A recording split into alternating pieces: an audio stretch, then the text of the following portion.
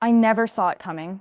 One minute I was leading the presentation, pacing in front of 24 stern faces in the boardroom, and the next I was packing my laptop into a duffel bag, listening to cold murmurs of "We appreciate everything you've done," as though those words could soften the blow of having your career vaporized in under an hour. It was mid-afternoon, the March sun slanting through the floor-to-ceiling windows of Apex Dynamics headquarters, and I should have been riding high. We just secured a multi-million-dollar innovation grant for our flagship client, Eastbrook Financial, whose custom analytics platform I'd overseen for the past 3 years. Eastbrook was the reason we were the fastest-growing consultancy in the Northeast Corridor. I was the face they trusted, the strategist they insisted on talking to directly, and I'd personally shepherded that account from a minor pilot project into our single largest revenue stream, nearly 25% of our annual turnover. And yet here I was, staring at my reflection in the polished glass wall as I zipped up my bag. The board had unanimously decided, all 7 of them, plus our CEO, Harrison Whitfield,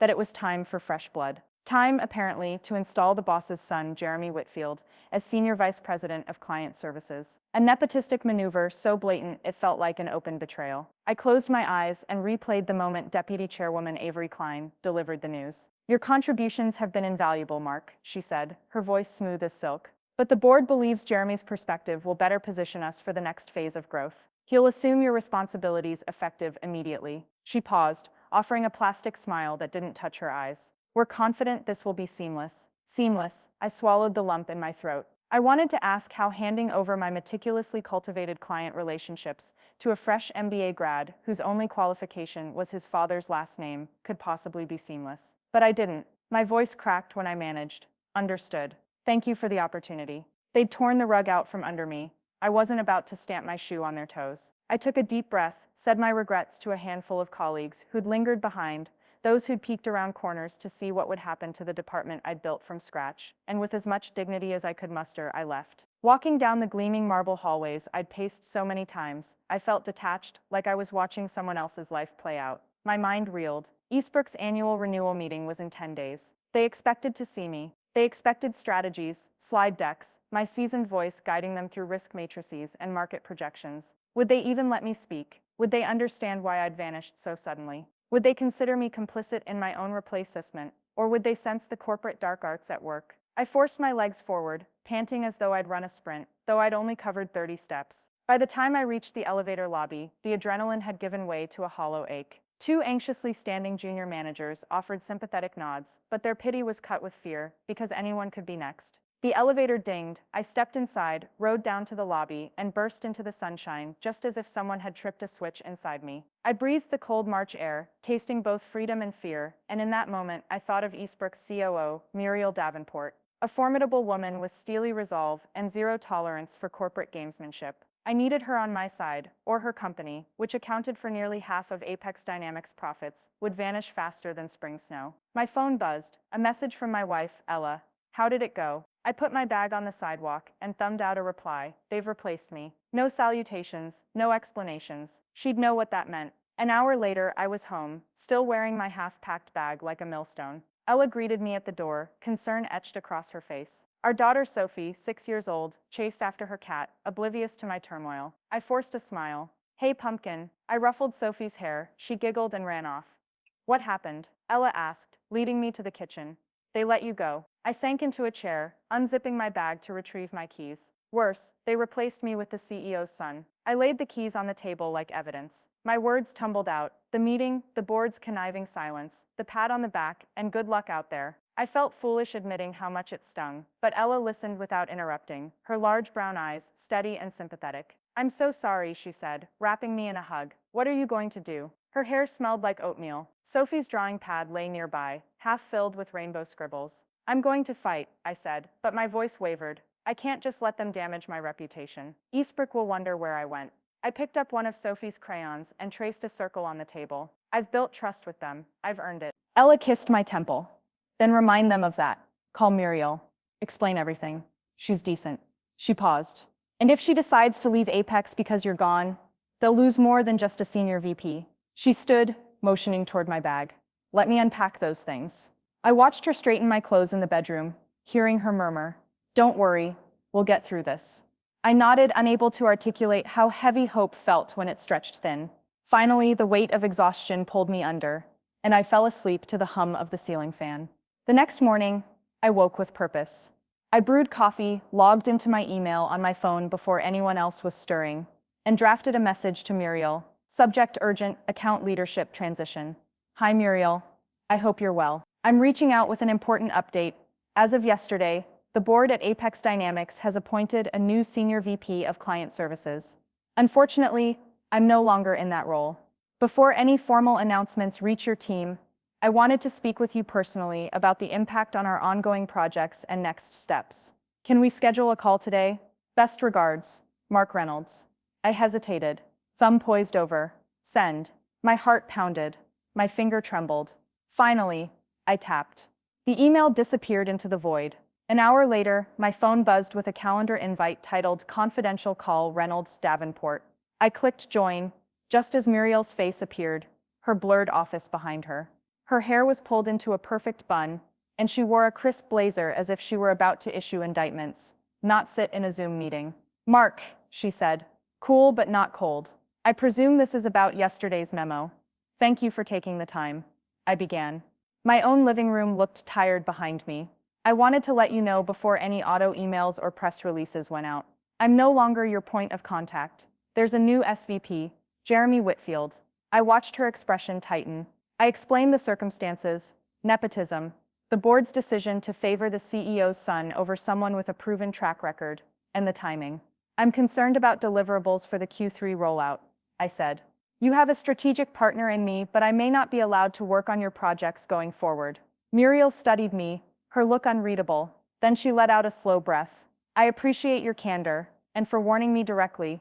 I'm not pleased. She paused, jaw clenched. Apex Dynamics will lose our business if we can't maintain continuity. I need someone who understands our architecture. Someone I trust implicitly. They've taken you out of the driver's seat. Now I'll have to look elsewhere. My chest tightened. I understand. If you hire me as a consultant, I can ensure a smooth transition. Maybe mentor Jeremy if you choose to keep him. She tilted her head. You'd do that? I nodded. I still believe in the platform we built together. I want Eastbrook's success more than my pride. She was quiet for a long moment. Finally, she said, send me a proposal. I'll discuss it with my CFO. But Mark, make it quick. I exhaled, relief flooding me. Thank you. I will. We ended the call. I sank back, staring at my laptop. A consulting contract could tide me over, but it wouldn't replace the stability or prestige of being on Apex's payroll.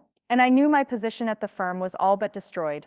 The memo went out soon after, and by lunchtime everyone in the company knew.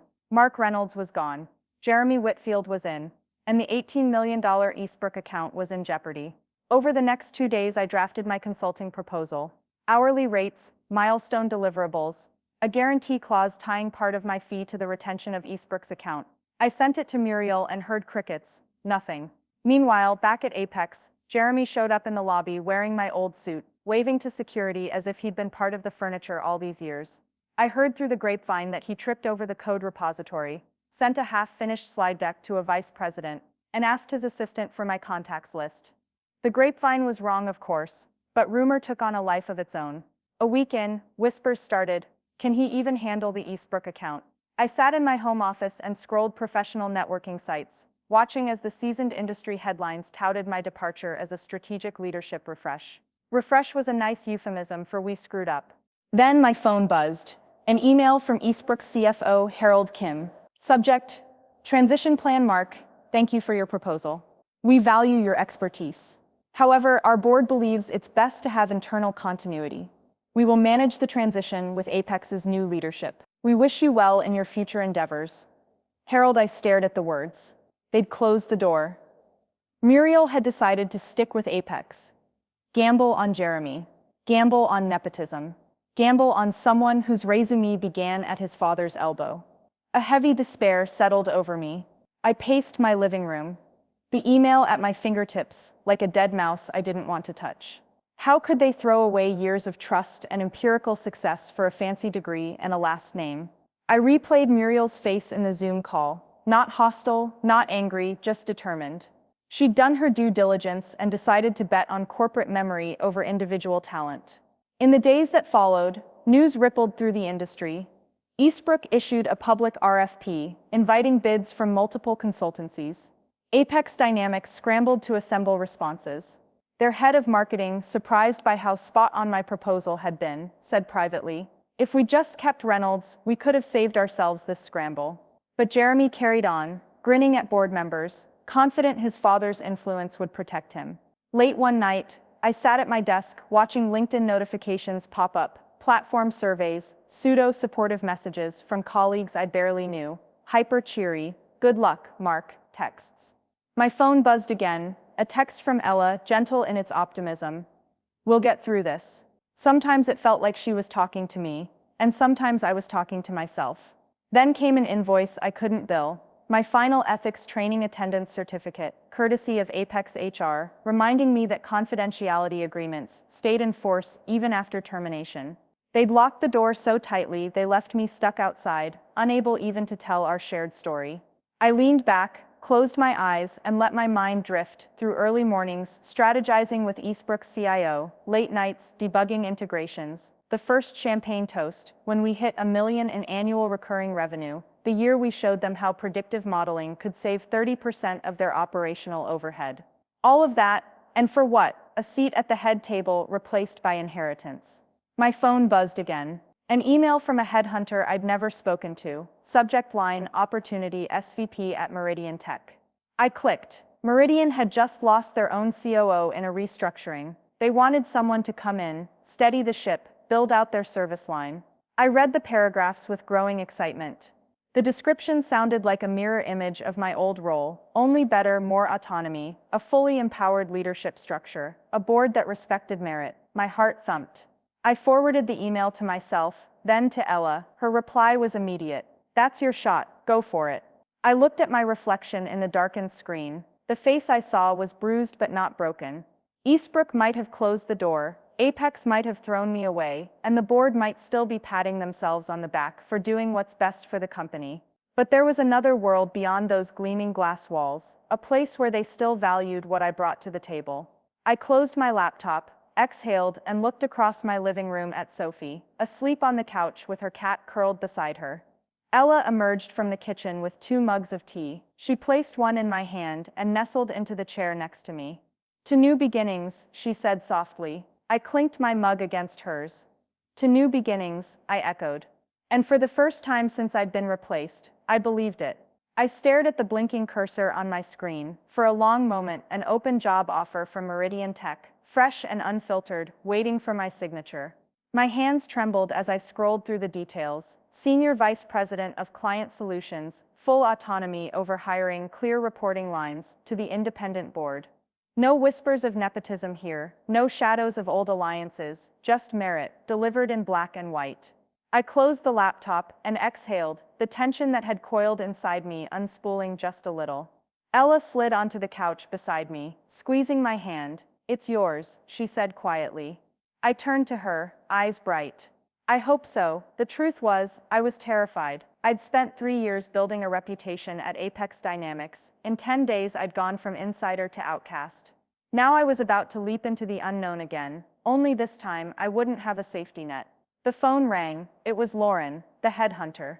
"Mark, congratulations," she said as soon as I picked up. "I need your signed acceptance by tomorrow morning, otherwise they'll retract. They've got other candidates in the wings." I ran my thumb over the signature line. "Thanks, Lauren. I need a moment with my family first." I glanced at Ella, who nodded. "I'll send it tonight." After I hung up, Sophie wandered into the living room in her pajamas, gripping Mr. Snuggles the frog. She yawned. "Daddy, are you going to work at the new place on Monday?" I scooped her into my lap. "That's right, Pumpkin. Daddy's getting a new job." Her eyes shone. "They like you?" "They do?" I whispered, kissing her forehead. "They picked me because I'm good at what I do, not because of anyone else." She grinned, waving her frog. "Good." She climbed down and ran off. Ella planted a kiss on my cheek. "Then it's decided." I finally signed the offer. The weight lifted, just enough to let me breathe. By the following week, I was immersed in Meridian's world, meeting my new direct reports, canvassing the board's 3 independent members, touring their small but mighty offices. On my first day, I walked into a bright conference room where the entire C-suite waited. 6 people, all curious smiles. The CFO, Darius, raised an eyebrow. "You're the one who just left Apex Dynamics?" he asked. I nodded. "That's me." He leaned forward. "You realize Eastbrook Financial just publicly announced they're switching to a competitor?" My stomach lurched. I heard.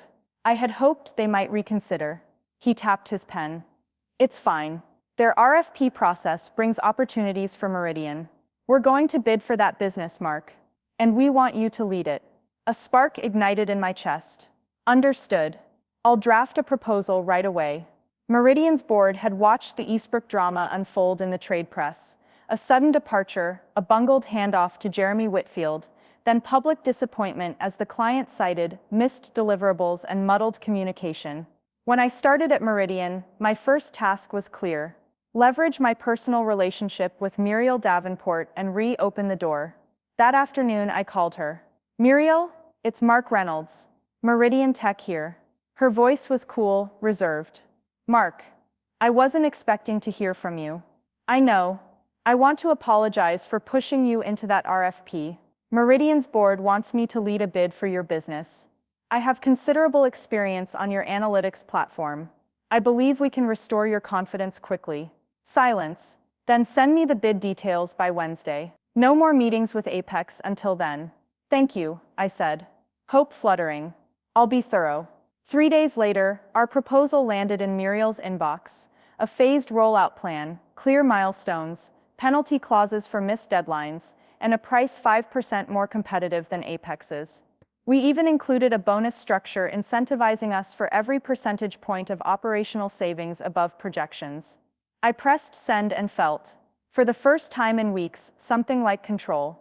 Meanwhile, back at Apex, the board was frantically trying to plug leaks. I heard through industry channels that Jeremy had privately confessed to the chairman he was in over his head. Eastbrook's COO had left the annual gala early, shaking her head when asked about ongoing projects.